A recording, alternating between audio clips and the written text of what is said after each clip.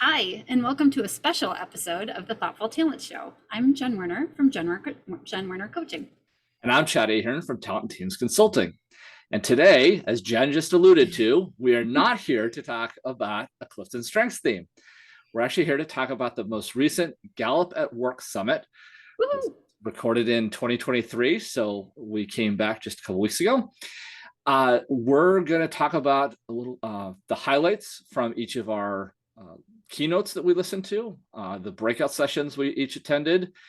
And because we can't fit in everything that we covered in 2.5 days, 2 days, we're going to touch on just some of the highlights for each of us. So if you have any further interest in anything we bring up in this session, in this podcast, please get in touch with us, because we would love to be able to share what we learned with any of you that might be listening, so that you can support your teams, your leaders, the people that you lead, in any way possible. So with that, I'm going to toss it back to Jen to start us off by talking about, what did you love about your summit experience this year? Yeah, well, as you know, I struggled setting appropriate expectations for this event. It's so hard not to compare this year and the Gallup at Work Summit to the other Strengths Summits and Gallup at Work Summits I've attended in the past. I knew for sure, though, that I was going to be excited and energized by knowing that I was going to get to meet new people, and I was going to have a good time alongside others that I know and have just met, and then knowing that I'd be with like a group of people who just get it. Right? Like they get what we do. They know why it's important. They live and breathe their strengths every day. And I think that's the one thing that I knew for sure going in, I was going to get. I was most worried about time and content. So it was shorter than the other live experience I've experienced in the past, 2017 through 2019. Those 3 summits were at least a full day longer. And then also the content, I was really worried that it was going to be very business focused, not on us coaches and helping us, reach the world, but that it was going to be really more towards like trying to get more businesses from businesses. So yeah, but while I came away from the summit with, happy about my experience, I do find that those 2 concerns are still like top of mind for me. Definitely things that I would like to see different in future years. What about you? So it's interesting to bring those up, because this was actually my first Gallup at Work Summit experience, and so I was live, not virtual. Right. So I had done the virtual one in 2020 when Gallup, along with the rest of the world, had to adjust due to COVID, and I respect that. I found my learner and some of my other themes weren't as sort of energized by the virtual experience. So I kind of put a pin in going to future summits until I could really do it live. And thankfully this year, resources and timing and family commitments and all of that all lined up to make it possible for me to go. So I had some concerns, being analytical and deliberative, and like, what are the risks? You can go listen to our deliberative episode about, why that's how that comes out. I did have some of the same concerns of, is this going to be too sort of focused on Gallup's direct clients or the large organizations that they work with? Is the material going to be applicable to me as a coach? And what I found, what I really liked about my experience was that when I got there, particularly the opening reception, walking to the opening reception was super energizing. About 800 or some portion of that, significant portion of that, all in essentially one room, right at the Gallup office in their main lobby. All of us talking talents and themes and strengths, and even having, and the beauty of that was I was able to meet a lot of coaches that I've only met online, and you included. It was really awesome to walk into a room, be like, oh, there's Jen, and you've a real person, right? A real, she's not just a face on a screen. I know we did our special little snippet episode from right at the summit, so some of you might have already seen that. But just being able to sit, in the same room with Jen and with other coaches that I've talked to was just awesome. Be able to talk themes, having people both highlight and also poke fun of your themes in the middle of a conversation was just so energizing. So I really appreciated that experience. And then a couple of other highlights, and we'll get to this, the details around some of these in a minute. But watching an interview with Arianna Huffington, it's just, she's such a big name and has great research on sleep and how to be productive, which jives with what Gallup's trying to do. So watching her, the interview with Jim Harter, who is Gallup's chief data scientist, my analytical was like, ooh, this Loving is awesome. That. Yeah. And then I also got to see a favorite presenter of mine, Dean Jones, who did a wonderful session on manager development that I'll also talk about in a second. What surprised me, though, since I think you also touched on kind of what surprised you, was the lack of interaction within the breakout sessions. It was more of like kind of come in, sit down, it's a classroom, they're going to teach us something, and then we kind of walk out of the classroom. And I find my learner, gets a little bit more jazzed up when I can turn to the person next to me and, talk about the material or have an exercise to do. So there wasn't quite as much of that as I had hoped, or maybe it had been led to believe by some of the other past participants. Sure. And then I was also sort of surprised with the sheer sort of production quality. I come out of higher ed. We go to conferences. We're lucky if we've got a stage, a podium, and maybe one main screen. And this was almost full-on theater performance. I mean, there were pump-up videos and massive screens in the conference room. There were 6 people running light boards and soundboards behind me, in the main conference room, the keynote room. So just the sheer production was a little like awing. Wow. Kind of, whoa, this is we're serious real now, right? Yes. And I guess it's just the difference between for profit and higher ed. Absolutely. So it was just a little bit of a surprise, a little bit of a get used to. Now I will say our money was well spent. We were well fed, and the presentations were excellent on the whole. So it was energizing, but just very wowing and a little intimidating at first. So good. So good. I feel like it's like a beginning of a basketball game or something, and then they're bringing out all the team, everybo's all pumped up and the music is loud and they're like, holy cow, like this is happening. It's awesome. So I was going to ask you about the first keynote. Do you want to talk about the keynote? So remind me Jeremy's last name. I always get it wrong. I believe you pronounce it Pietrocini. Okay. He may crucify me later for that, but we're going to go with it. He's a great guy. Yeah, and he's been kind of like the MC or whatever for quite a few years. And I do remember seeing him at one of my last live ones too. And I know you're going to touch on this, so I just want to bring it back to you in a second. But one of the things that he said that really caught me, and of course it's because it speaks to my I want to encourage people to be who they are instead of trying to be someone who they aren't, or who they think they should be, right? So he said at one point, just let yourself be you.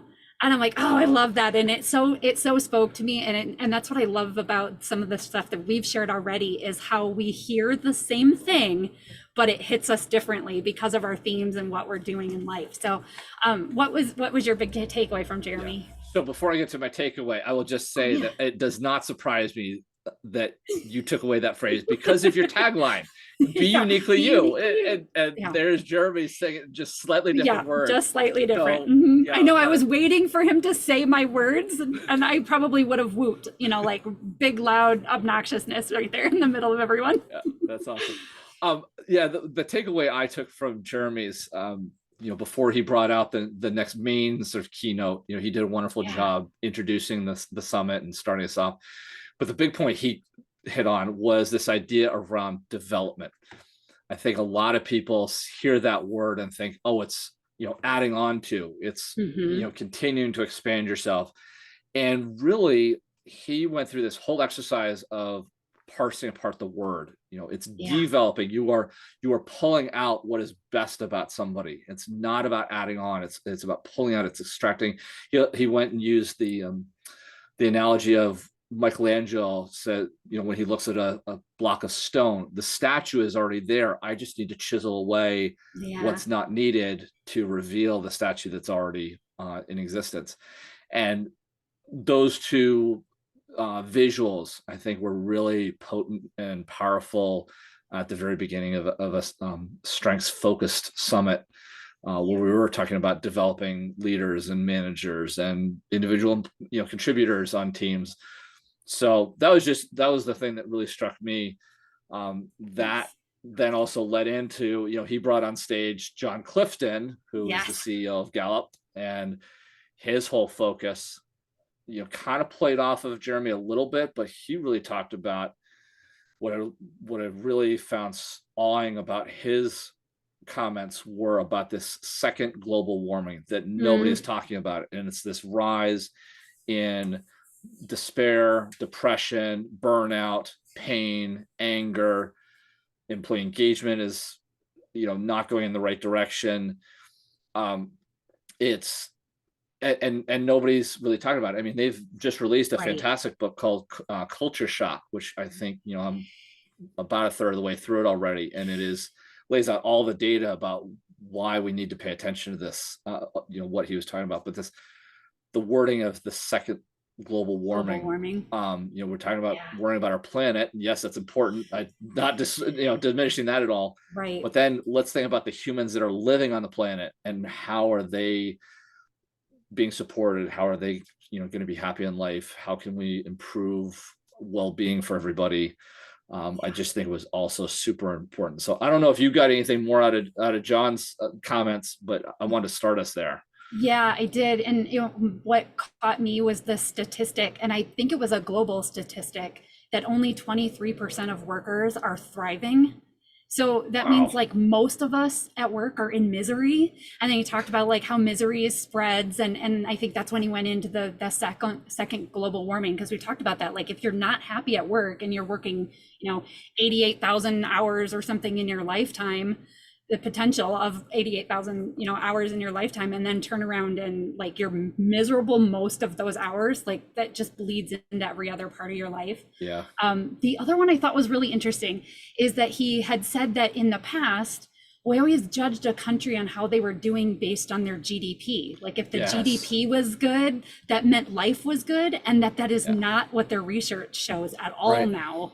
And I was like, ooh, that's a big one. The high GDP does not equal a better life quality. So I'm like, oh yeah, definitely. Yeah, that one definitely hit me too. Because I know too many people who are just miserable at work. Everything's harder than it should be. Yeah, they might be paying, pulling a pretty decent paycheck, but they're they're bringing all that misery and depression home with them after a long day at work. Or even a long series of Zoom calls, and then all of a sudden you turn around and have to interact with your kids or your significant other. That's a recipe for not well. I particularly liked talking about GDP. He talked about building a prison in the middle of a city increases GDP. It doesn't exactly show an indication of the neighborhood better. Right, it doesn't make the neighborhood better. It doesn't necessarily make the city better, and you just created a sort of a glut in your city center, or even on the edge of the city, for a lot of other things. So, I forgot that little note, but absolutely. That was interesting. Okay, so our next one, I think I was going to talk about was Arianna Huffington. Is that where you were going next? Yeah, so I figured we'd cover all the keynotes first, and then we can talk about the sort of individual breakouts, because I know we were both in the room for all the keynotes. So I'm interested to hear what you got out of it, and then I want to share what I think our listeners might find valuable out this. Well, I know you're going to share the quote that she shared, so I'm not going to, but I am going to start with this like idea about achievers, because she talked about achievers, that even those who are highly engaged and satisfied in their work can still experience burnout. And I was like, oh, that's true, because we just never stop, right? And then this, like, she said it as she's talking about her own talents and how Achiever shows up for her and how it led her to burnout. She said, achievers need to be comfortable with incompletion. And I wrote it, I started, I underlined it. I'm like, absolutely, because there is that like little like dissatisfaction that comes at the end of every day, no matter how much we got done. There's something there that we're like, oh, we could have done more. And it is so interesting to hear it from another achiever say, like, yeah, we need to just know there's always more to be done, and just push that off to the side. Otherwise, we're just going to just keep going and going. Yeah. Do you want to share the quote that we both love? So first of all, I'll say that listening to her almost felt like a little mini version of our podcast. It was like a thoughtful talent show, because she went through each of her themes and how it plays out in her life, which was fantastic. So good. I thought the achiever points are very good ones to consider. The one that I found most interesting is she has connectedness as number one. Mm-hmm. So she's looking at everything in her life, all the people that she knows, all the ideas that she has being connected in some way, shape, or form. Yeah. And the quote that you've alluded to that she shared with the audience, which I found a very poignant counterpoint to my deliberative themes that was coming out of her connectedness, is this quote from the Indian poet Rumi, who says this: "Live your life like everything is rigged in your favor." Yeah, and for both Jen and I to have deliberative and sit there, and we're always about the risk and what's going to go wrong or what potentially could go wrong. Here is the opposite of that. Think about that everything is going to work out, and don't worry yourself too much, because if it doesn't happen now, it'll happen later. Or if it doesn't hapen, it wasn't meant to happen. Well, and the evidence is there, Chad. Like, if you look back at our lives, like, look at all the craziness that happened, but that like led to where we are today. Like, if we could just keep our minds set on that quote, we're going to put it on a big plaque or something in both of our offices, so that our deliberatives don't hold us back from some of that, because it's all rigged in our favor. Right. So I offer that for all my fellow deliberatives out there that might be thinking about, what could go wrong in life, and that there is the other side of the coin that we need to look at every once in a while. So I'm gonna move us from Arianna to the other keynote. I got all jazzed up about, because he was speaking my language, my analytical. So Jim Harter, who's also written a number of books for Gallup, he's their chief data scientist, fantastic guy. He shared all sorts of stats and data, and I won't get into all of it, but I would share two really key points from his presentation. One is they introduced the idea of the Gallup path, which you can go and look at that up later. We might put a link to that in the show notes.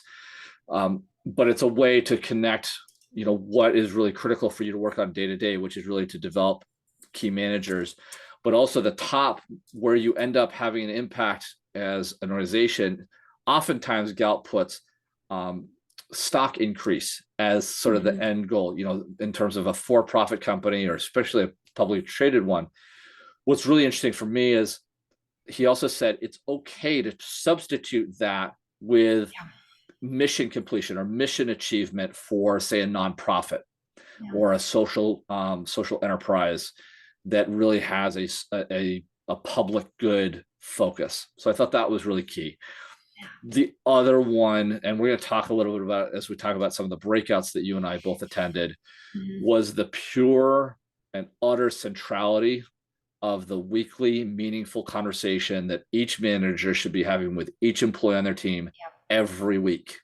And it just, the integration of strengths into that, it really shortens the distance of conversation between the manager and the employee, because then you have a language to talk about recognition and collaboration and how to best support people, and talk about their strengths, applying their strengths to their goals. That all happens in that conversation. And it doesn't necessarily have to be super short, though it can be.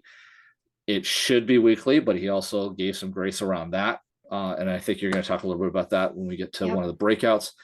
But just the number of times he came back to that idea was just inundating. It's so important. And so we'll talk a little bit about that as we get into our breakouts. But I know you wanted to talk a little bit about the fourth keynote that we both attended, from our friend, our new friend, or at least your new friend, Meisha-Ann. Yes, Meisha-Ann Martin from Workhuman. And what I loved about her was her energy, for one, like, and for her to get up on stage in front of a room full of, like 1,000 people. I don't know exactly how many people were there. We should probably get that stat. But she talked about her gender, her generation, her ethnicity, and her strengths.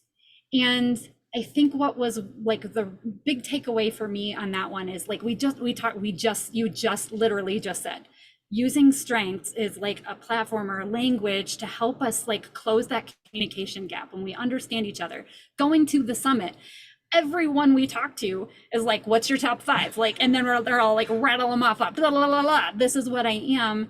And it gives us a place where we can start the conversation. Yeah. And what her point was, is taking into account all of these things about us, because just like we talk about in all of our episodes, achiever looks different for me than it does for someone else. Deliberative looks different in me than it does in you. Even though there's some things that are the same, it's a way we can understand one another, but we could do the same thing based on our generations or whatever, all those other things, but really being able to see the whole person.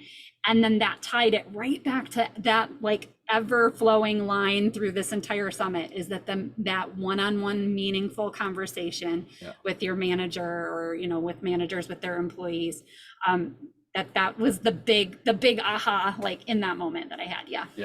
I loved her one quick phrase, not to take anything away from what you just shared, but the one key phrase that I took from hers was, all the things you just talked about, age, gender, generation, our backgrounds, our strengths, are all data points of our story. Yes, right. And it's that, it's just, you get indicators, but then actually talk to the person, see how they all string together. So anyway, I wasn't planning on talking about that keynote, because I know you got a lot out of that one more than I did, but I love that key phrase, and I thought it was important to highlight. And that's probably because I met her the very first night and we shared a moment on the fountain together. So like, I already felt like I had a best friend for the day, nice. Or for the summit. So nice. Yeah, it was awesome to meet her. Yeah. So we want to talk about the keynotes now. You mean the breakouts? We just did the keynotes. Sorry, yes. The breakouts. Yes, the breakouts. Yeah. Okay, so we both attended one together. Like, this was the only one that we happened to pick that was the same. Yeah. And it was about burnout prevention. Yes. So one of the things that I think you're going to share, that I want you to share first, actually, before I go into mine, because I think mine is a good follow-up to your thoughts. Yeah. So this breakout session, they were about an hour long, and done by the very capable Jacqueline Robinson, who works at Gallup. I forget her exact job title. But one of the ideas that really struck me actually came toward the tail end of the presentation. It was actually an audience inspired discussion. Somebody asked the question, how do you differentiate between depression and burnout? And I think right now, especially as people are talking about mental health and what what as a manager you can support, what you might need to turn around and talk to an actual licensed professional about, I think differentiating that is really important. And so one of the other audience members said there are two key questions you can ask to differentiate between depression and burnout. And they are versions of each other. So one is, are you tired? End of sentence. Or are you tired of it? If you have an employee that you're working with and they just say they are tired, then they probably have depression, because they are tired of everything. They're tired of home life. They're tired of engaging in their community. They're tired of their work. They're tired of their manager. There is a tiredness that is seeping into all parts of their life. Now, if you get a response to, oh, I'm just tired of it. Yeah. What's the it? Right. So that person is ideally finding some sort of satisfaction in either their home life, their, relationships, their community, with their kids, if they've got them, but they're probably finding some burnout maybe at work. And that's where you were saying, you need to find out what the it is. If they're tired of home life and they're finding work as a refuge, that's a different conversation. But at least at least then you're dissecting, oh, it's burnout at home, work is refreshing them, or the opposite. If they're tired of the work, but they're still finding happiness at home, then they're just burned out at work. And you can actually probably do something as a manager about that.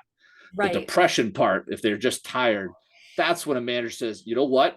Let me get you out of my depth. Let me find you some resources, and I want to help support you, but I'm not the one to do it. Yeah. And I think that was just really key.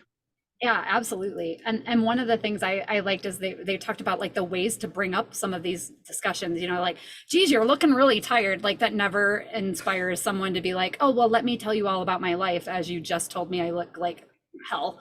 Yeah.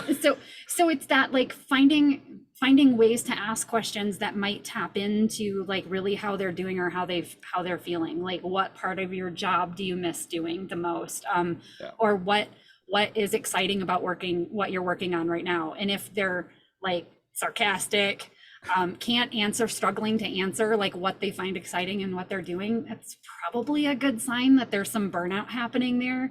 Yeah. So that's where I loved them, even like bringing it back to the talents. Even if you don't know what their talents are, they could ask questions that give some kind of clues to talent. So like whether they have opportunities to like actually get things done, because maybe they're like an achiever, but they're just spinning their wheels. They're not like feeling like they're getting anything accomplished.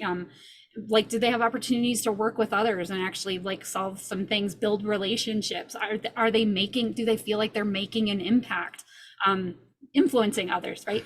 Or like if they actually have time to ponder solutions. So like they see the problems happening, but they're not given the time to like figure out some solutions to what this might happen. Like if you're burnt out, you do not have the energy to think up the solution for the problem, even if that is your strategic thinking, high themes. If you're burnt out, you're probably not there. Like you're just stuck in the drudgery of it. So I loved those examples of ways to ask those questions without like coming right out and being like, yeah, you look really tired today. What's going on with you? Like, I'm not going to talk to you right now. Yeah. We could go on and on because I know that one was a big one and they gave us so much more information. So really reach out to us if you want to learn more about what Gallup has to say about burnout prevention and some tips and cues on using your talents for those. But we'll have to save that for another episode. Yeah. Okay, breakout number 2. Yes.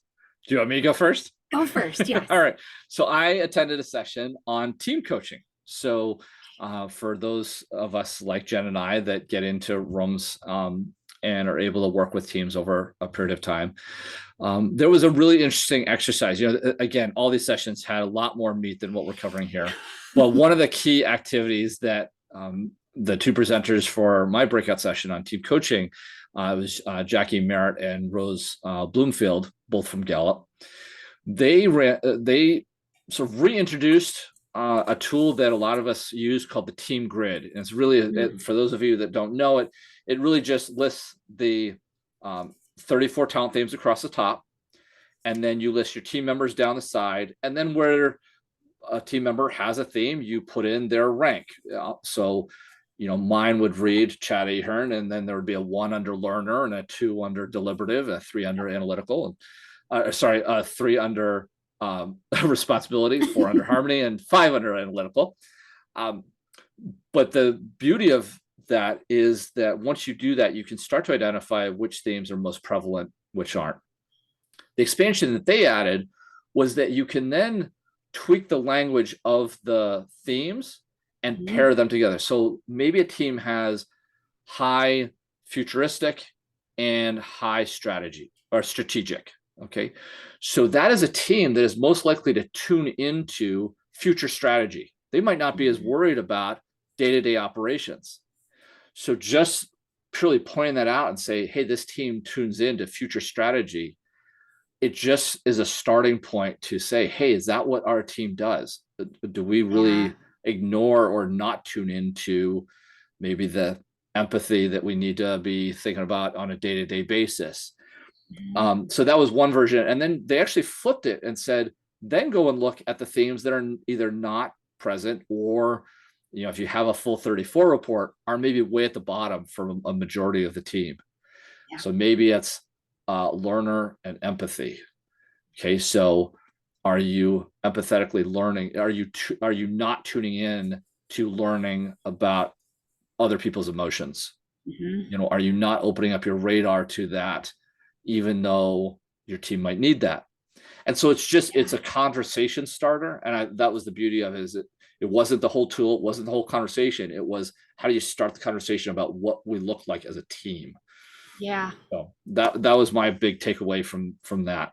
Oh, that sounds awesome. I can't wait to Yeah. listen to that one because we have the opportunity to go back and listen to all these ones that we didn't get to see. And that's one thing about the virtual space I'd say has been really wonderful about this is now Yeah. knowing that even that whatever choices we made as deliberative, like whatever choices we made of which ones we're going to go to, it's okay if we made a wrong choice, the bad choice, because we can listen to all of them. Yeah. Similarly, like in that vein, I went to incorporating a 360 view of performance to enhance leadership coaching. And after I sat there for a minute, I was like, why did I choose this one? Because it didn't really fit for what I felt like it was. It was maybe more towards those coaches who are embedded in a company and ways to take the 360, performance assessment that they do, where you send out the information, the questionnaire to everybody in the company, or whoever works with you, and then you get all of the feedback from above you, from below you, from peers, and really understanding how that stuff like merges in. Well, so I know there's lots and lots of talk about why 360s don't work, how they fail. However, if they're done correctly, with realistic measurements, and Gallup has a whole thing, like a 7 expectations of 360s.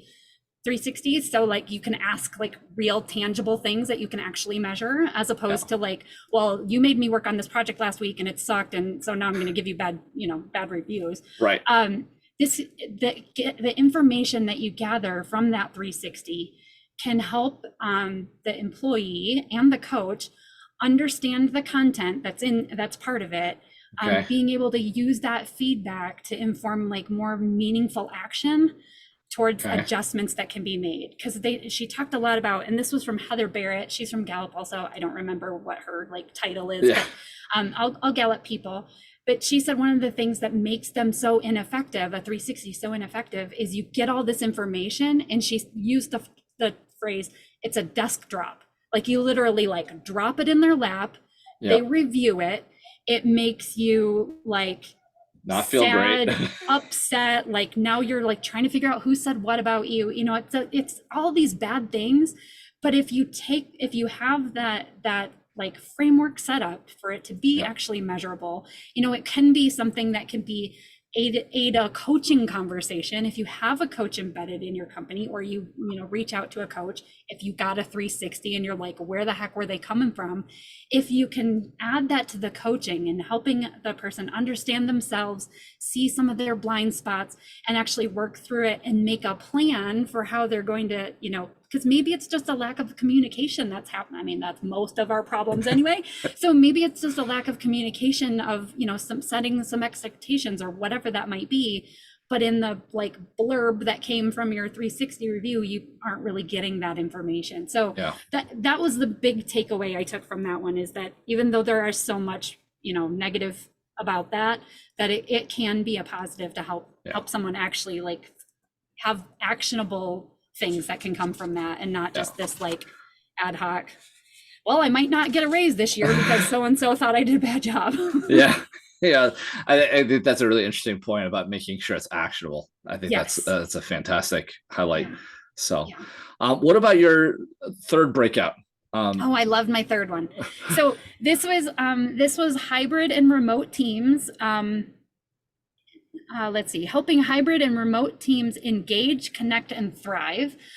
This was Benjamin Erickson Farr, and this is the one that I quoted, and I want to kind of circle back to this, because in our quick little snip that we did on Wednesday morning, and then we put out to everyone about our first day at the summit, I shared some statistics, and I wanted to clarify that currently, of all remote capable jobs, 3 in 10 are fully remote, 5 in 10 are hybrid, and 2 in 10 are on site, but one of them wishes they could be hybrid.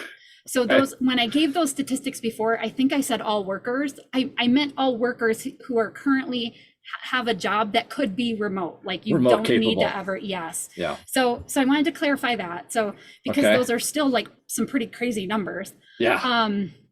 And then what I really took away from this session was there's not a clear, easy way to make the decision about what you're doing, whether when you're going to allow people to be remote, hybrid, a mix of remote or on-site or fully on-site, and that really there are pros and cons to all three camps. But what they found true across all three for engagement of employees was that it stems from the need, absolutely need to develop managers and leaders to lead remote and hybrid teams. So there's two big things that came out of that. They need to be able to lead effective meetings. Just because you're in person doesn't mean this meeting is effective. We've all been to meetings or we're like, this could have been an email. Like, what are we doing? So, like you get the mug, this could have been an email. And then the other one was one-on-one, and this is where it comes back to our keynote. One-on-one meaningful conversations with employees every week. And what they do is grown. What you expect me to meet with my people every week, like each person individually every week, like how is that even possible? And Benjamin said, yes, that's the ideal. We want to have meaningful conversations every week. But the idea is when those conversations are happening, whether they're weekly, bi-weekly, every like random 7 to 14 days or something in that realm, it's really important that that meeting is meaningful, and how you make that meaningful is caring about their well-being, asking them what's going well. So you're getting the clues to talent. What are they loving to do? How you can help, like what support do they need, and what clarity they need. So that's usually, like the setting expectations or like priority, whatever that may be. And if you're hitting those 4 things and actually getting real answers, not like, hey, how's it going? Fine. And they're like, yeah, I'm fine. Yeah, exactly. If you're actually getting real answers to those 4 questions, you're having a meaningful conversation. You're getting there. You're getting to the root of it. Strengths is an amazing place to help you get that connection quickly and keep it. Yeah, that was nice. That was fantastic. So it was my favorite. It was my favorite. That's great. My favorite. That's great. We're gonna get to my favorite in the next breakout. The one I attended for breakout number 3 was one on coaching decisions. As coaches, we're always, trying to balance, are we supposed to be advising this person? Are they struggling to come up with options? Do I just need to ask more open-ended questions? And I'll be honest, the session was a little bit of a letdown because I was looking for a little bit more practical, kind of a decision matrix about when do you leave the pregnant pause and maybe when do you lean in and start offering the beginnings of an option or options. So it wasn't quite what I expected, but being the learner I am, I always try and go in, at least find one sort of golden nugget that I can take out and try to think about. And the one for me out of that session was a kind of a coaching framework or essentially some things to think about as you're coaching somebody. And they called it the 3 C's framework. So the 3 C's stand for clarity, capacity, and capability. So the clarity is really, do you as a coach have clarity with your one-on-one client about the clarity of their goals, the clarity of their challenges, and maybe also clarity of where they're trying to get to. Okay. That one was kind of point blank obvious.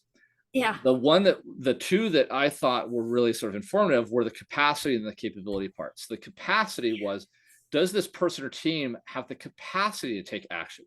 So if you're talking to a coaching client, and and this goes for managers as well, if you're talking to an employee and say, hey, I'd like you to make some changes, or have you thought about approaching your work a little differently? And the employee then turns around and says, well, my calendar is already booked through the end of August, right? From 8 a.m. to 6 p.m. I have no room in my calendar to move anything, and I don't have the authority to cancel any of these meetings. Then you are not providing the capacity for change. Yeah. So I thought that was really important. And then the capability part is the person capable of taking action? So it kind of goes hand in hand. So I talked about, do they have the authority to maybe cancel a meeting? Well, if you said, no, you have to be at these meetings, then the person has no capability to make change because they're not in control of their own destiny. And where I thought that point was really important is he actually took it back out away from the individual and to the organization. So as we as coaches, for any of the fellow coaches that listen to our podcast, if you're thinking about engaging with an organization or with a team, one of the first questions you might want to ask them is, are you going to be setting up an environment where people have the capacity and the capability to actually make changes? Yeah. So, and I've run into that, coaching session goes really well. They've identified 2 or 3 actions that they really want to take action on. And you check back with them in a week and they're like, well, actually, I couldn't do anything because my week was so full and I didn't have the authority to cancel any of my meetings. And my manager just put 3 more things on my plate. That's not a winning formula for coaching success. So just something to think about. They're not empowering them to be able to make some of those decisions and changes on the fly in order to make some of those things happen. Yeah. Or giving, a leader, providing maybe a frontline leader, a frontline individual contributor, the authority to find space in their calendar or to make changes, global changes to how they do their work. It's a really thought-provoking question when you are exploring the opportunity to coach with an organization or a team. Maybe that should be on the checklist of on a sales call or on a proposal review. Like, hey, are you willing to make some changes to what your calendars look like and what actions you're taking, how your team meetings or formatted, or what the agendas look like? If those aren't open, then you're out of luck. Right. So, that sounds like a good one. Yeah. So I want to move us on to the 4th and 5th breakouts here before we create a day and a half long podcast that we can review the whole summit.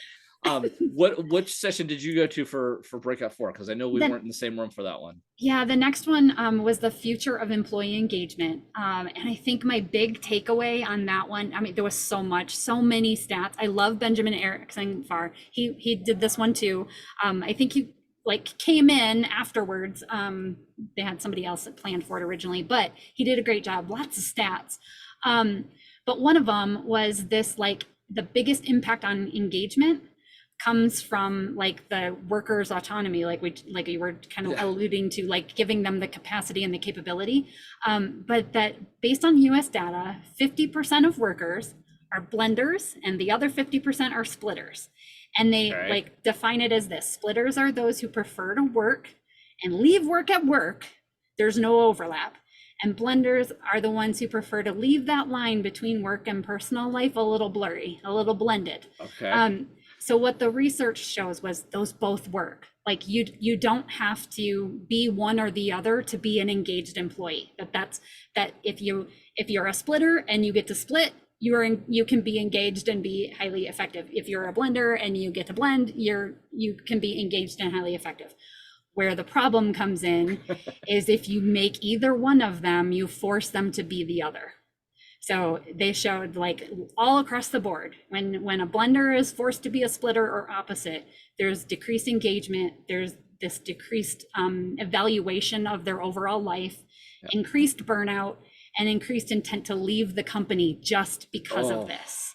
And I was like, oh, that's huge. And so this brought on this whole other thing. They called it the Q12 plus 4. So that was my other little quick takeaway. And those 4 questions, those added 4 questions, are around respect, well-being, performance management, and products and services. So kind of bringing the customer into the decision. So again, so much information I could share forever. Yeah. So, and I'm sure given that we just mentioned the Q12, we'll drop a link into the show notes about the Q12. It's a way to very quickly assess employee engagement that Gallup has researched over the last, almost 40 years now. Yeah. And they've just come out with some new research around these 4. It was alluded to in Jim Harter's keynote about this. Yep. They found these 4 additional questions are also kind of tag along indicators of employee engagement because of the growing body of work around respect. And that's the DEI work that a lot of discussions that companies are doing. The customer centrality of your actions, that's and well-being, as they see it's attacking everyone. Yeah. And then the respect one. The performance management, and that's really tying strengths to goals, right? Yes. Yeah. So Yeah, so thank you that's for great. clarifying the Q12, because Yeah. it's one of those things we use all the time, but maybe not everyone is familiar with that. Yeah. So we'll drop a link. We'll drop a link in the show notes. Everybody can get Yeah, educated. It's a great tool. you're right. Simplifies life a little bit. So what about your session? Yeah. So my breakout 4 was probably my most informative, most full of stats. The one I'm going to have to go over a couple different times listening to. It was presented by Dean Jones, who's always done a fantastic job of presenting Gallup information. And it's a session that I could probably spend a whole podcast on if we went that way. Yep. But I think one of the biggest key points he made in that presentation, if nothing else, was the disproportionate impact managers have on success. And then he tied that to where companies often put their development dollars. Usually, and this sort of stereotypical, is, oh, the leaders get all the coaching, all the professional development. They've got to be on top of their game the most. What all the data in his presentation essentially showed was that's wrong. The short version is that's the wrong place to put your development dollars. You're actually better off as an organization or as a team investing in your frontline leaders, as they have the maximum impact on actually getting work done and in driving well-being and employee engagement. So if nothing else, rethink where you're spending your dollars this year. Yeah. So that was it. And obviously there's all sorts of data to support that, but that was the nugget. Yeah, well, that works perfectly into my final one, which was the future of the workplace, and it was a panel discussion. So Gallup has their new report of the workplace that's coming out or just came out. So the state of the workplace, I believe it's called, and we could put that in the show notes as well. But they gave us a few peeks into some of the statistics, and oh my goodness, some of the ugly statistics that were shared. So one of them was about that, exactly what you just said. So 4 out of 10 leaders are actually living and know the values of their organization. Like actually like a whole conversation, like having a whole conversation about like whether you're living it and whether you're trying to create a culture versus forcing a culture. Like this is what we are versus this is, actually what's happening in our company, which I thought was kind of amazing too. And then the other one I thought was really big was that 1 in 5 customers believe that leaders are making decisions that are right for their customer or the patient. And I was like, ooh, that's a horrible number. So these numbers all lead into that, like the middle management really is, and I can share another statistic that I heard from another one about like the leaders tend to be a little more disconnected from what's really going on in their company. The managers seem to have more of a pulse on it. The managers and the employees are the least engaged compared to the leaders. The leaders tend to be more engaged. I think it all stems from what you just were talking about in yours. And then these 2 stats. So what was really amazing, my favorite part of this one, was in 2020, we had this huge thing happen where the pandemic hit, and it pulled the future forward is the like phrase they used. And we went from 25% of the workforce being hybrid and being able to do this remote working stuff to 65% of the workforce was remote. Caused a massive disruption. But employees were actually more engaged. And they're like, what is happening? What is going on? And it all boils down to communication.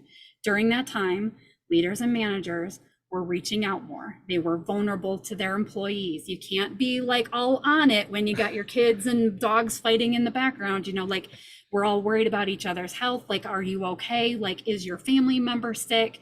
There was this, like they said that in times of change, the 4 needs of followers like actually intensify.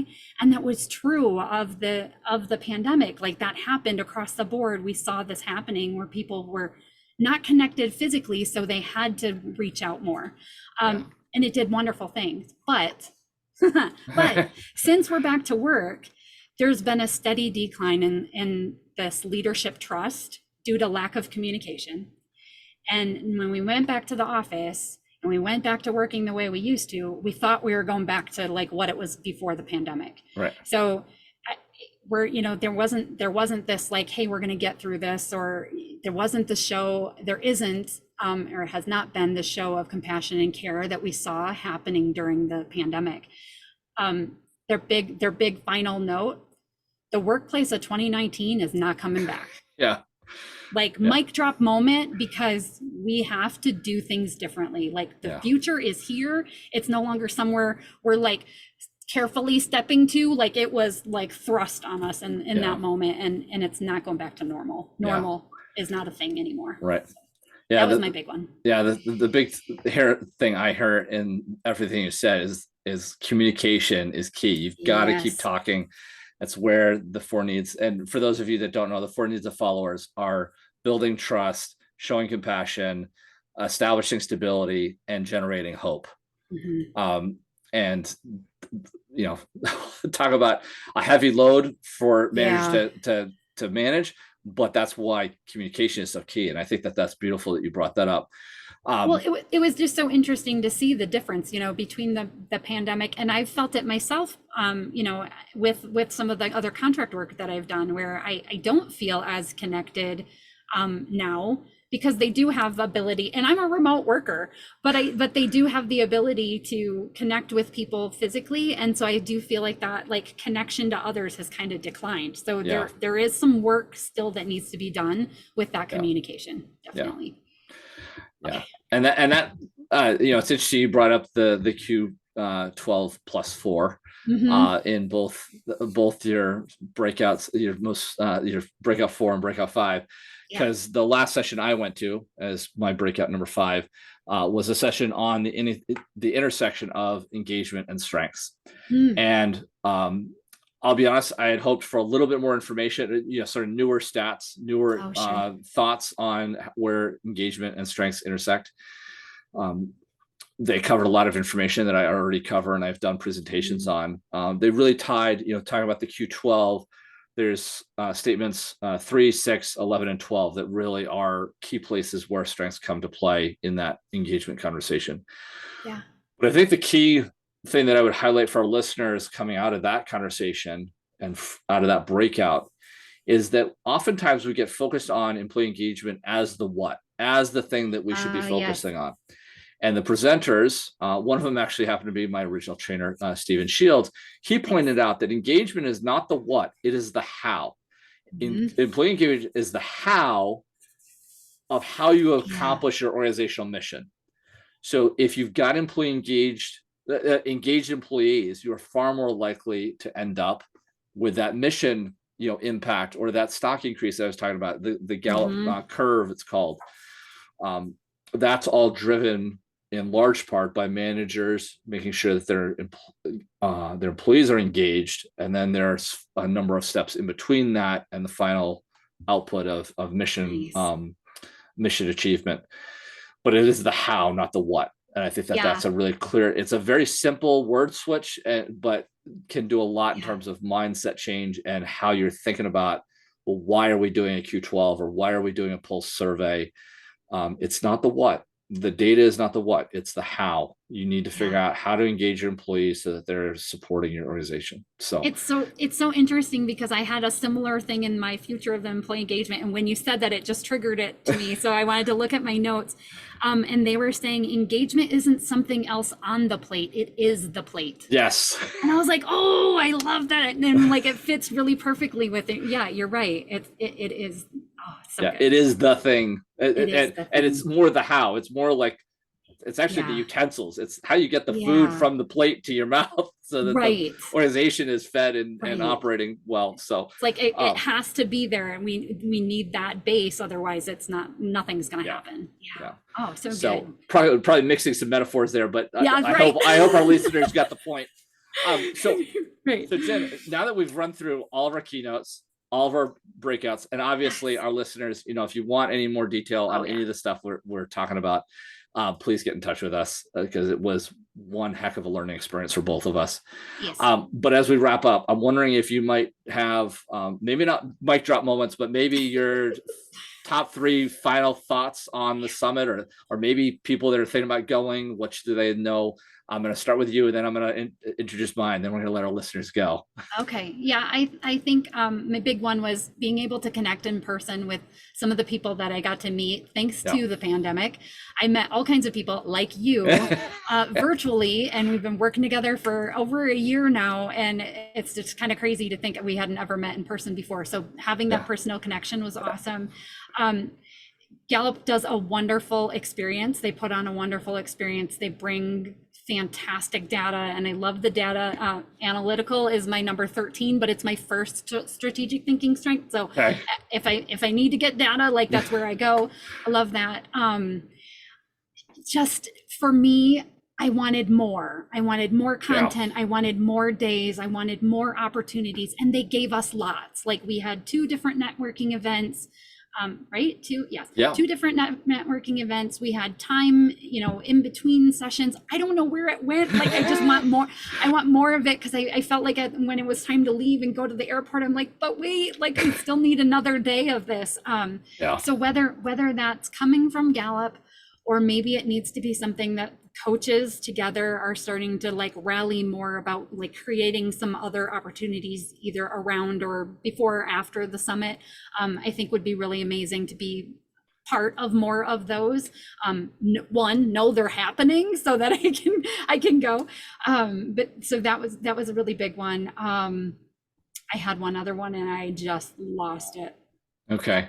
Do you want me to run my 2 or 3 and maybe it'll trigger? So I would definitely echo a lot of what you just said. I think something that maybe fellow coaches need to know is that, and you highlighted this at the top of the show, is that the Gallup Summit of 2023 is not the Gallup Summit of 2018, 19, where 17. from what I understand, what I heard from a lot of coaches, that was right around the time I got certified, and they were just launching some of the really sort of strengths-based summits.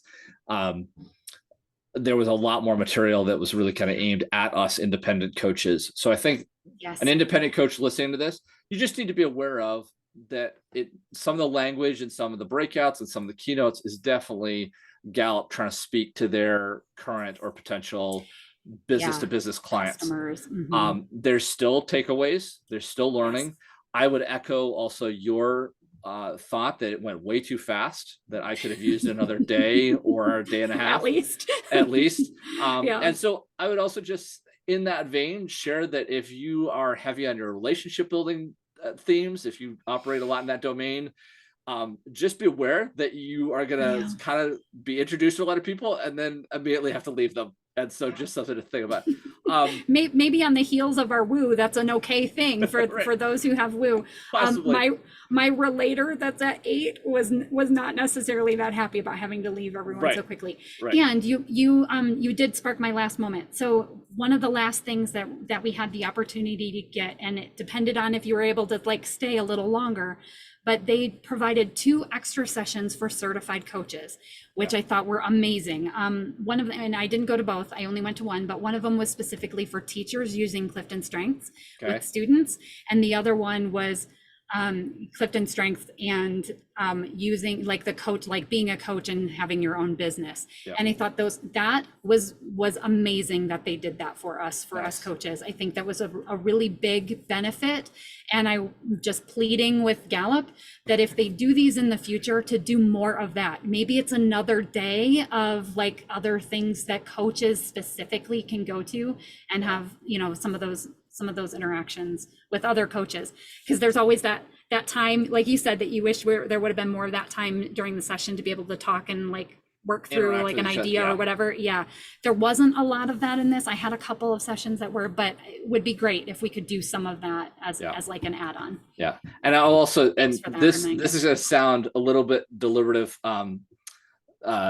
toned, but just be aware that if you're planning to go to Omaha and like this is the first time in Omaha and you want to check out a brand new city, I had almost zero time for that. So they keep you very busy, jumping from one session to the next. They have wonderful evening networking events that, get out 7:30, 8 o'clock. And usually by then, at least for me, I was pretty well, toasted and done and wanted to go back to the hotel room. And we're finding having dinner out. Next thing you know, you're like, crap, it's time to go to bed. So it does go so fast. So just doing that. And then I would also echo your point of probably what I'll do differently next time is try and find more of those opportunities to do some of the pre or post coach specific things. I know our wonderful fellow coach, Charlotte Blair, put together something. Our Eat to Grow community was trying to get fellow coaches together to have some conversations. And I think Richard that Sterry with who was the creator of Cascade. He I think also had that. So. Yeah, he did something. I also think he joined in with Charlotte to support her event too. So I know that there's activities out there, but I think if you're an independent coach like Jen and I are, and you're listening to this, wondering, do I go? I would give some consideration to building in some time to do some coach specific work. Some extra days. Yeah. So with that, that's our summary of the 2023 Gallup at Work Summit. I know we kind of meandered all over the place and we weren't able to go super deep on everything. So as we've said at the beginning, we'll say it again. If you have any questions about anything that we've talked about, any of the ideas have sparked ideas for your team or your organization, please reach out to Jen or I. We're both coaches ready and willing to help people get better, be more engaged, and improve their well-being. So our contact information is in the show notes. Jen, any last things you want to say to our listeners before we sign off? I think just like you said, we have so much more we could share with you. So if any of this sparked anything in you and you want to continue the conversation, we are open. Reach out. Contact information is in the show notes. And with that, though, we're going to say goodbye. I'm Chad Ahern from Talent Teams Consulting, encouraging you to keep playing to your strengths. And I'm Jen Werner from Jen Werner Coaching. Why can't I say that today? And I'm encouraging you to be uniquely you. Thanks, everyone. Thanks, everyone. Have a great day.